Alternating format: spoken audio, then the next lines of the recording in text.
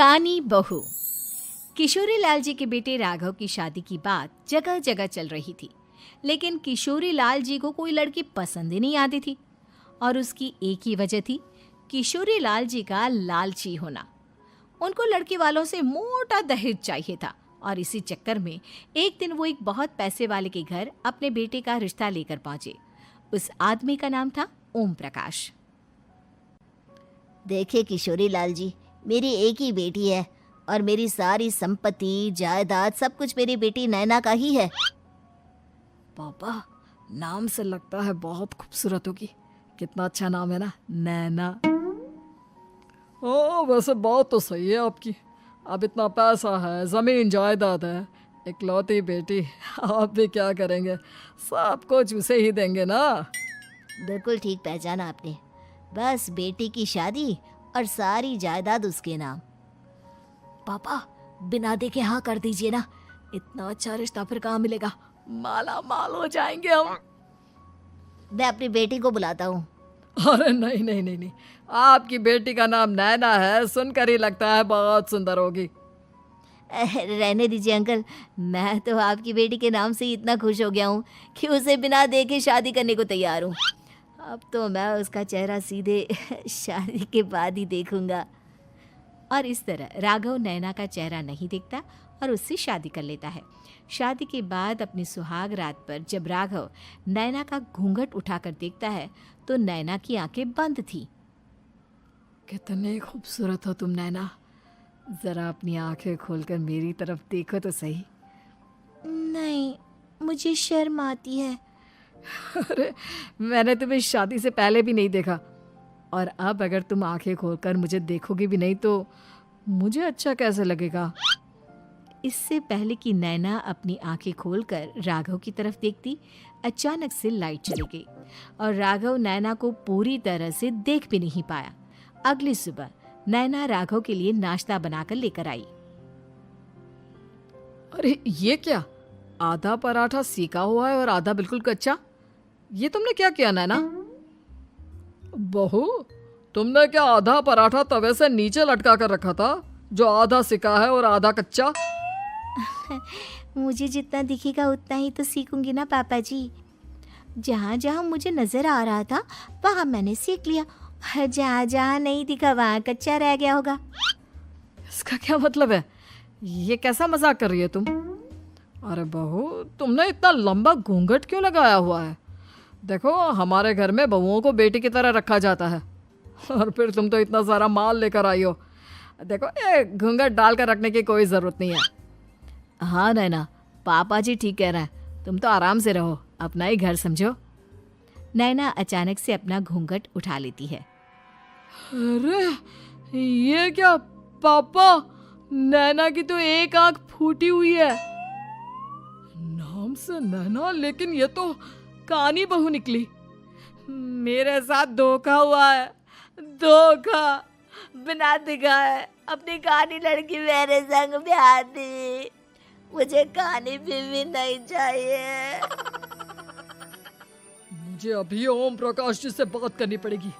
आखिर उन्होंने मेरे साथ ऐसा किया क्यों? अरे, आप लोगों ने ही तो पापा से कहा था कि आप लोग शादी से पहले मुझे देखना नहीं चाहते। अब मेरे पापा पर क्यों इल्जाम लगा रहे हैं? अरे लेकिन उन्हें बताना तो चाहिए था ना कि तुम कानी हो, एक आंख से तुम्हें दिखाई नहीं देता। किशोरी लाल और राघव नाराज होकर ओम प्रकाश को अपने घर बुलाते हैं। पापा जी, ये आपने क्या किया? शादी से पहले बताया क्यों नहीं कि नैना की आंखों में परेशानी है?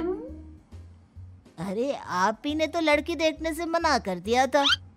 अरे लेकिन आप बता तो सकते थे। आपको तो हमारी बेटी की प्रॉपर्टी चाहिए थी, वो भी पूरी की पूरी। अब क्या हुआ अगर उसे आधा दिखाई देता है? प्रॉपर्टी तो आपको पूरी मिल गई ना। अरे ये क्या बात हुई? मेरी शादी प्रॉपर्टी से नहीं, आपकी बेटी से हुई है। अब ये तो पहले सोचना चाहिए था, तब तो मेरी प्रॉपर्टी देखकर तुम्हारी जुबान लप लप आ रही थी। लेकिन मैं कानी लड़की को अपनी बीवी बनाकर नहीं रख सकता। पापा, कुछ करिए ना आप। हाँ, करता हूँ। देखिए ओम प्रकाश जी, आप हमारे साथ ऐसा नहीं कर सकते। और तुम देखो, अगर तुमने मेरी बेटी से शादी तोड़ी ना, तो जो भी प्रॉपर्टी मैंने तुम्हें दी है वो तो पूरी की पूरी वापस ले ही लूँगा, और आधी प्रॉपर्टी तुम्हारी भी लूँगा। अरे मेरी आधी प्रॉपर्टी भला क्यों लेंगे आप? इसलिए क्योंकि मेरी बेटी को आधा नजर आता है और उसकी नज़र अभी तक तुम्हारी आधी जायदाद पर ही पड़ी है। अब तुम उसे घर से निकालोगे तो कुछ तो लेकर जाएगी ना। और अगर हम आपकी बेटी को अपने घर की बहू बना कर रखे तो? तो तुम्हारी पूरी प्रॉपर्टी तुम्हारी ही रहेगी, और जो मैंने तुम्हें दिया है ना, उसमें से बस मैं आधा लेकर जाऊंगा। अरे लेकिन अब आप अपनी दी हुई प्रॉपर्टी में से आधी वापस क्यों लेकर जाएंगे? अगर मैं आपकी बेटी को अपनी पत्नी बनाकर रखने को तैयार हूं तो? इसलिए ताकि भविष्य में अगर तुम मेरी बेटी को धोखा दो तो उसके पास कुछ तो रहे जो पति का हो। वैसे मेरे पास तो बहुत कुछ है, लेकिन अपने पति की कोई निशानी तो उसके पास होनी चाहिए ना। अब अगर तुमने मेरी बेटी को कानी कहा तो तुम्हें प्रॉपर्टी भी कानी ही मिलेगी, पूरी नहीं। जमाए राजा। किशोरी लाल और राघव समझ चुके थे कि वो बुरी तरह फंस चुके हैं और अब उनके पास वहां से निकलने का कोई चारा नहीं है।